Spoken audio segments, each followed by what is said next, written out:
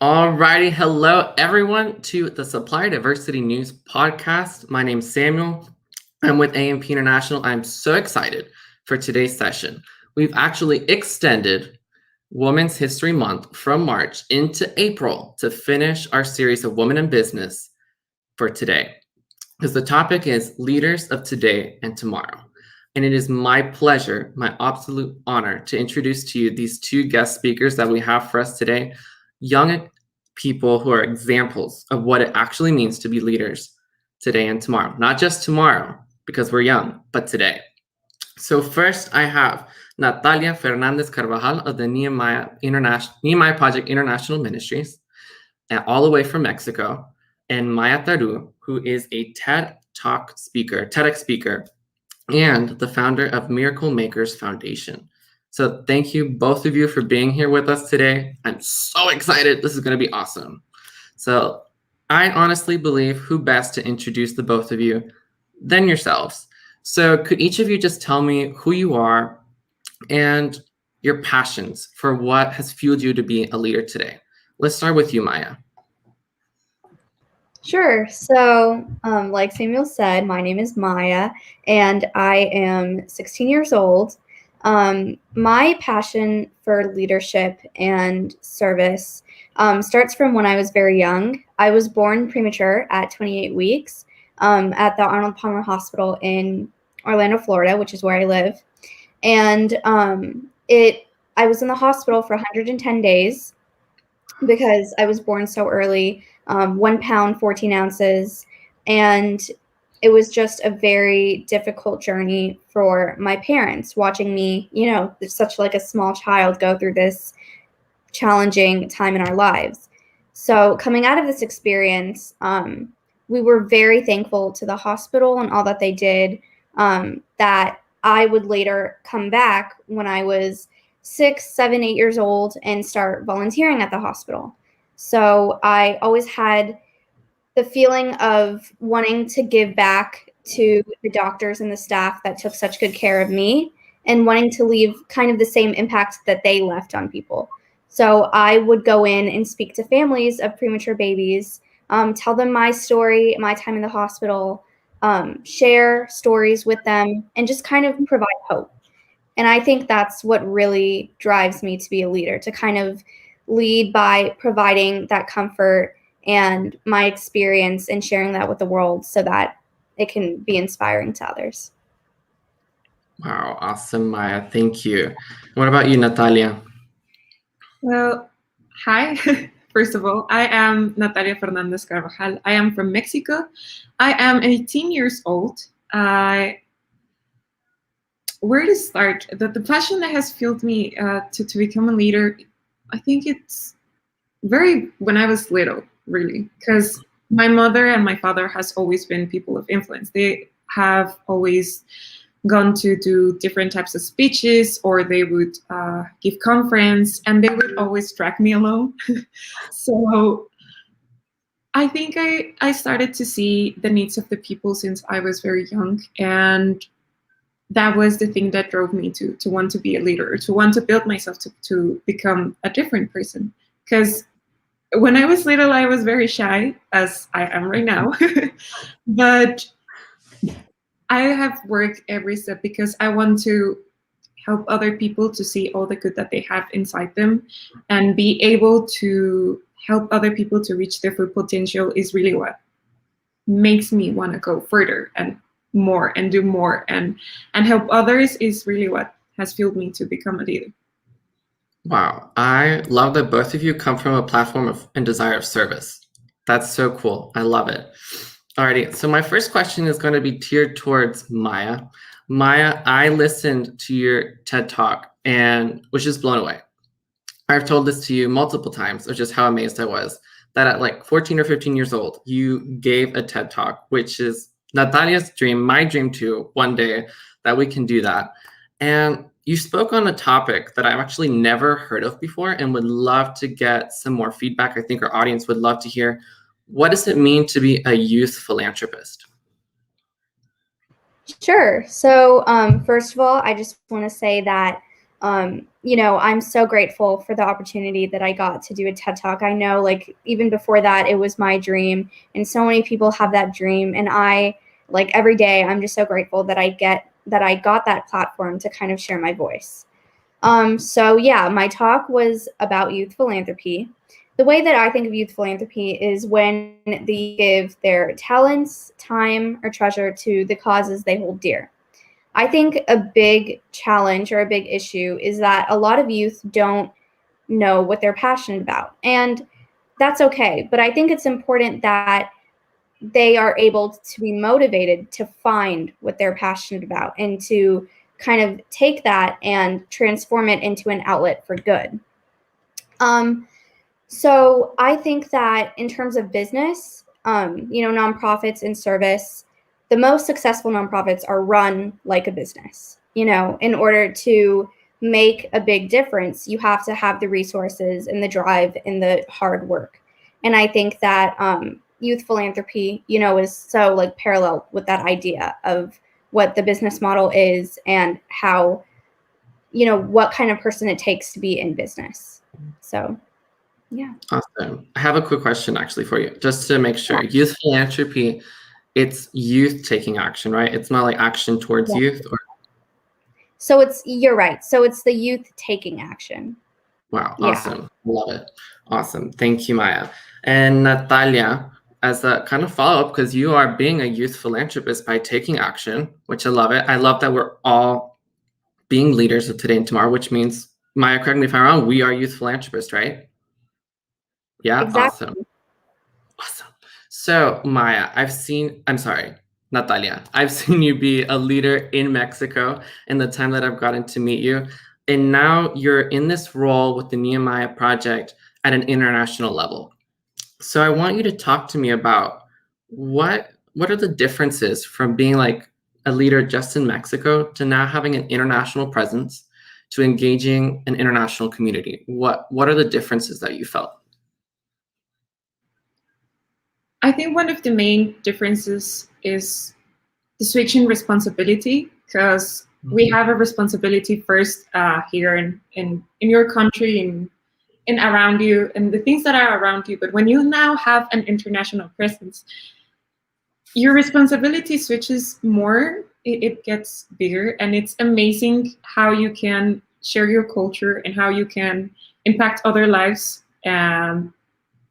from all around the globe. And that's amazing. That's something that changed. And the moment that I've got that opportunity, I was impressed with all that I could see, all that I could provide from Mexico to other countries. And I think that's one of the main changes.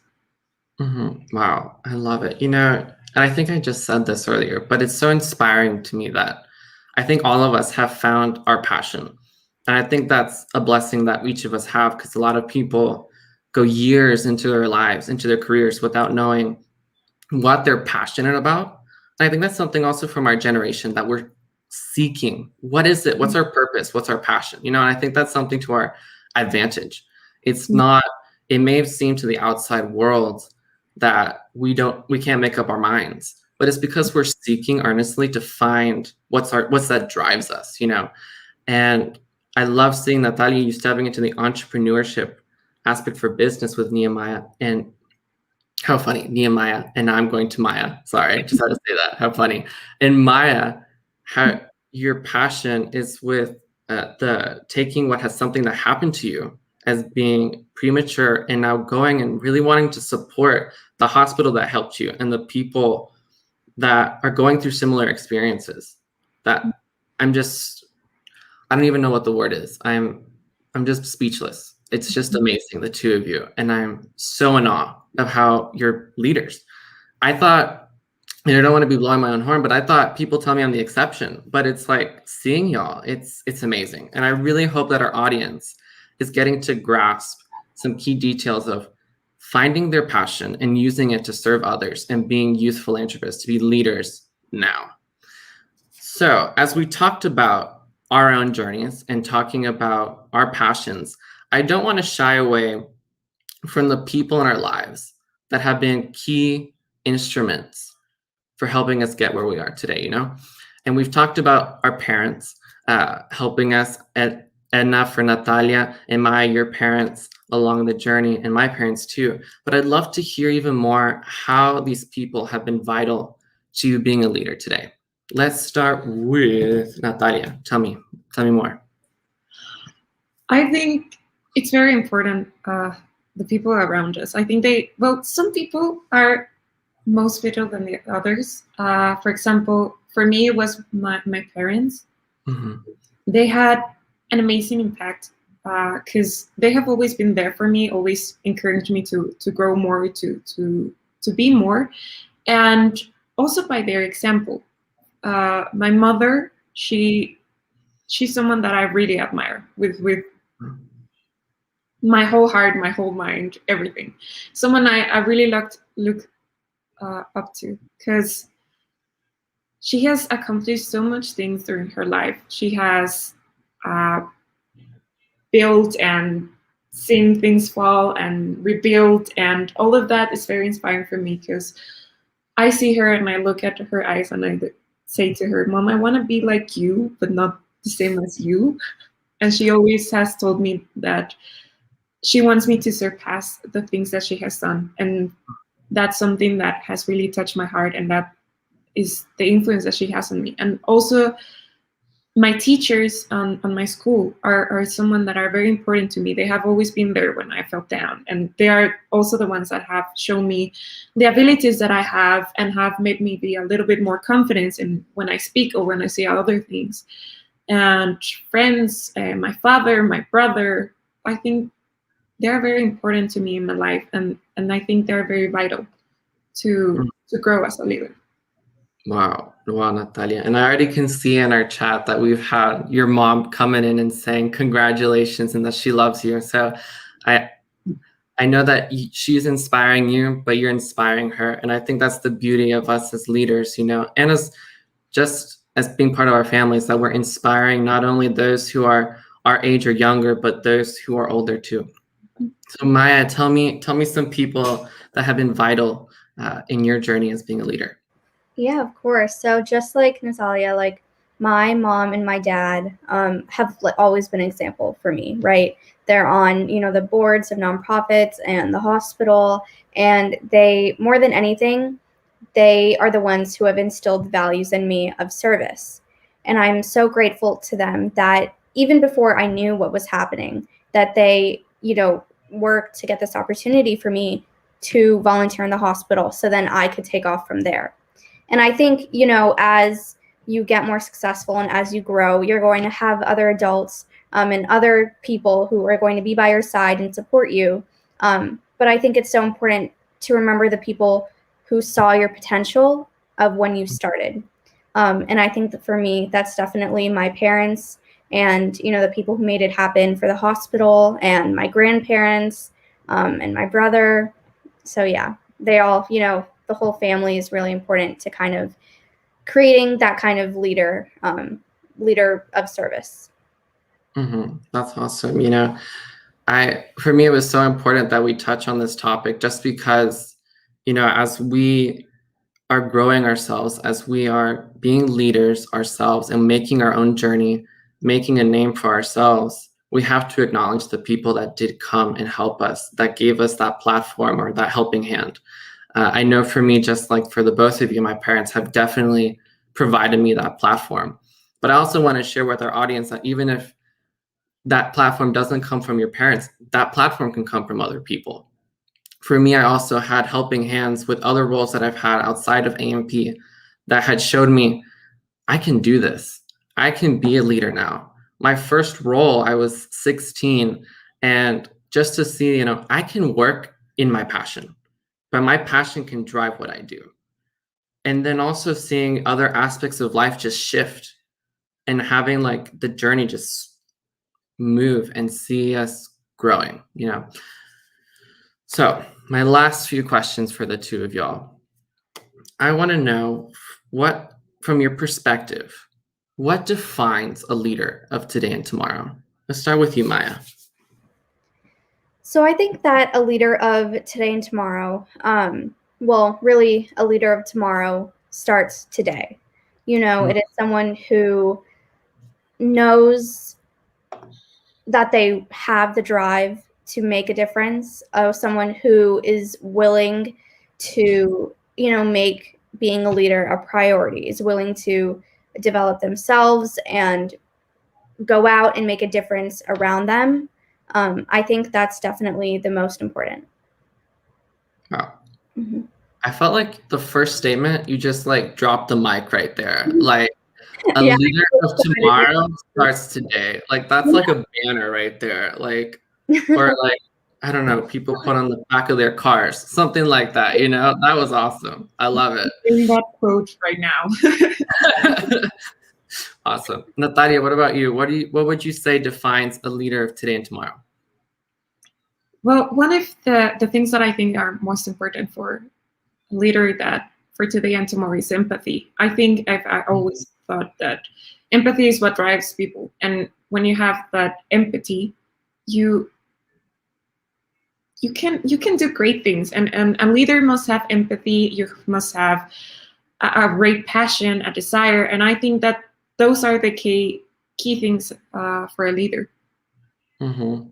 For sure, yeah. A leader has to deal with people, right? Mm-hmm.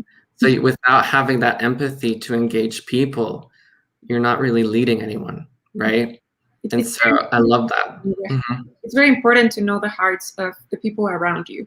And it's very important to get to know the persons around you, because sometimes it feels that we're losing connection with people around us to do other things. And I think that it's the role of a leader to keep that connection steady and to be able to touch the heart of others via empathy. Mm-hmm. And I definitely think that had to be brought out even more with the pandemic, you know, that we lost that physical connection for so long, that we had to innovate and find new ways of connecting with people. Even just like doing a podcast like this and me being able to connect with you, Maya, and with you, Natalia, it's awesome. You know, it's new ways of engaging people. We can also be on Facebook groups or on Instagram, different social media platforms, and just engage people and be leaders in new ways. And I do think that's one of the ways our generation has really excelled, you know, where we don't let something get in our way. We're like, okay, this came in my way, not really. Move over. I'm going to do this. Let's go. So that's awesome. Thank you, two of you. Next, my last few question is, everyone has some sort of influence, no matter who you are, right? You're always being watched by somebody. It can either be, you could be a kindergartner being watched by a preschooler. You can be in college being watched by even your professors or people who have gone years behind you. Anywhere you go, you have some sort of influence. So what would you suggest to young people out there like us, our generation, who don't think that think, why do I need to act or be a leader now? What would you suggest to them to be able to become leaders, to inspire them to be leaders now? Let's start with Natalia.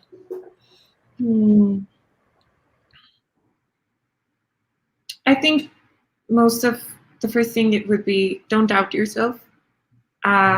This generation has a lot of self-doubt. I've seen it a lot of with myself and with people around me.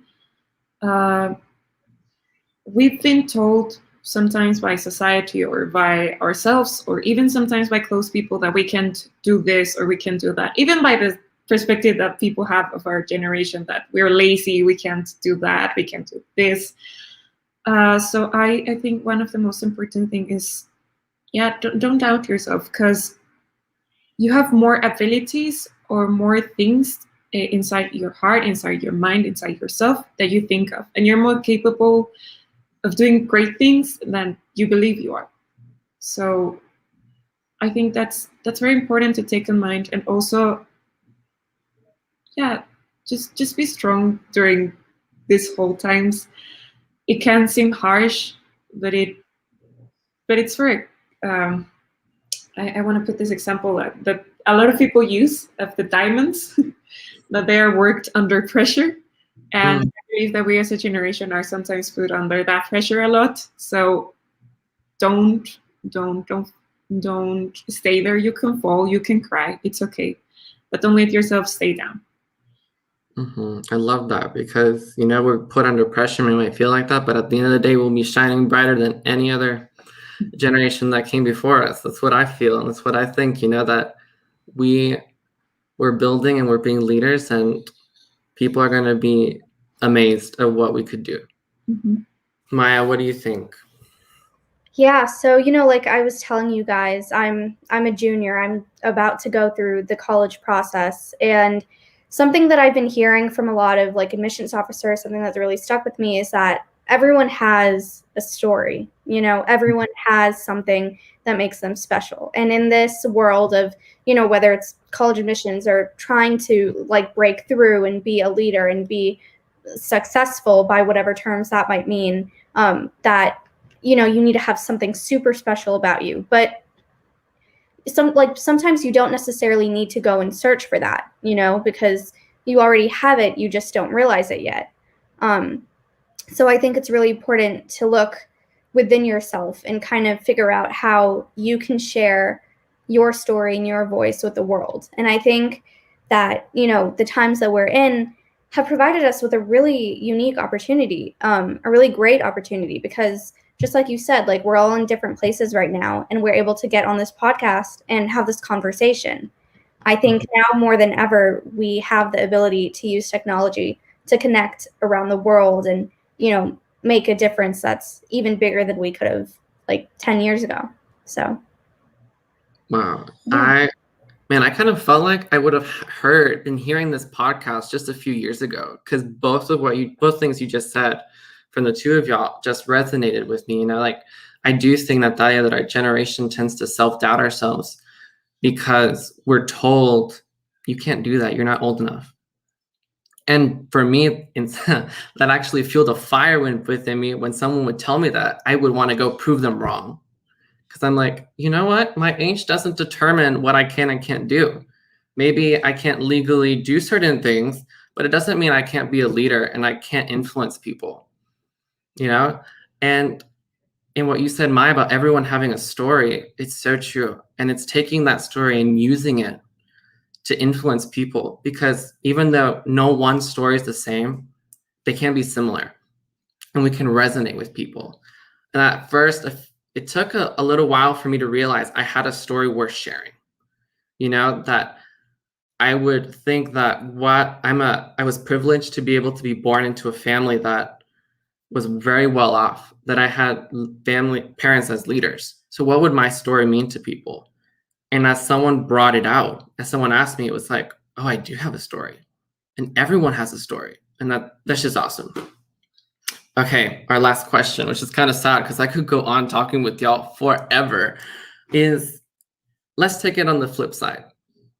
What would y'all advise people who are the generations before us, those people who may think that we're lazy, or people who may think that we're not there yet, to become vital people of helping us be leaders now? Maya, what do you think? So something that Natalia said earlier kind of resonated with me, because my parents did the same thing about how, when we were younger, they would take us and involve us from an early age.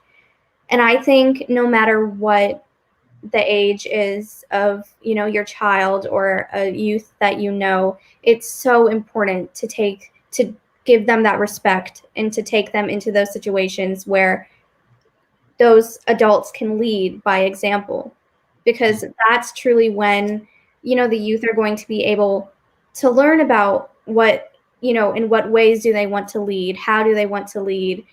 Where do they want to make a difference? I think that it's so important for the adults to be able to empower us when we necessarily might not be able to find it within ourselves from the beginning. So. Wow, yeah. And I definitely think that your parents are a great example of doing that, because it came out of a shock to me at first, because I knew your mom better than I actually knew you first, Maya. And I had asked her first if you would be interested in doing the podcast with us. And her first response was, well, we want Maya to be able to make that decision, but I can relay that to her. So she was respecting you and giving that respect to let you make that decision on your own, which I was like, I was not expecting that, but kudos to you. Like, Taz, wow. And that actually led me to just directly get Natalia's contact and just be like, hey, Natalia, can you do that? And then I told her mom, hey, Natalia's going to be doing a podcast with us, you know? So it was like, it's very interesting. And I wanted to share that with y'all. So Natalia, what would you suggest for our older generations, our legacy generations, of how to become vital people along our journey of young leaders?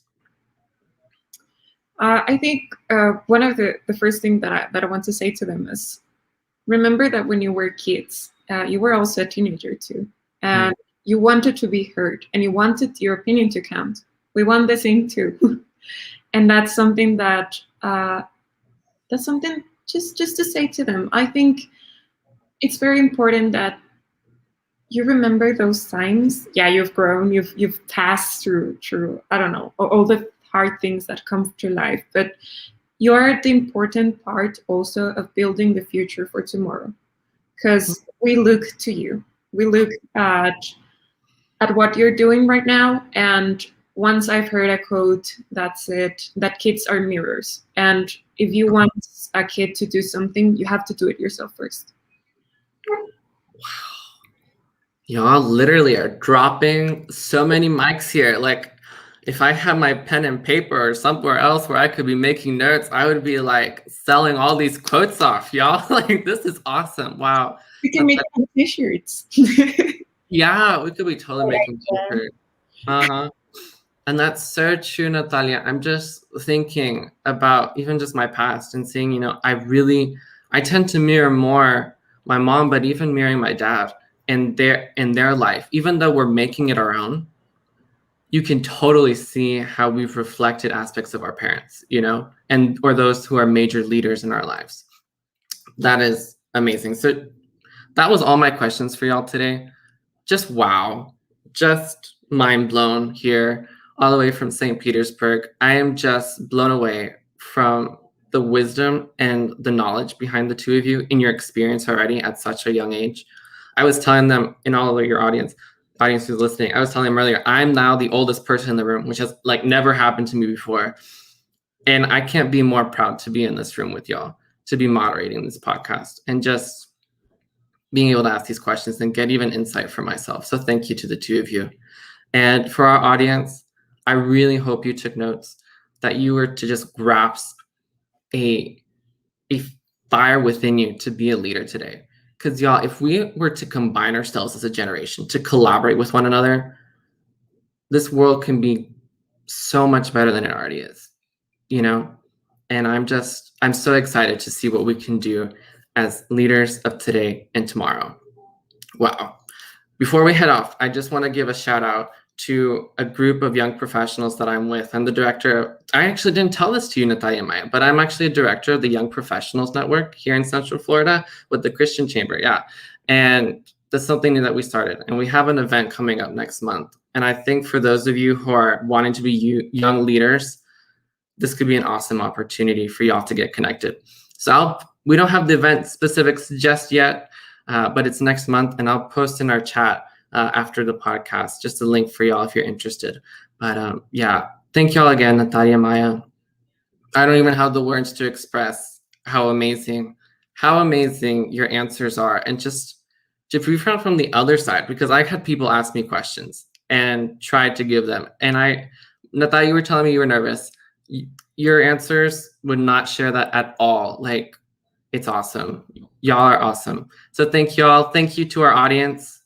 Y'all have a great rest of your day. Enjoy your Saturday. Thank you for spending the time with us. Bye, y'all.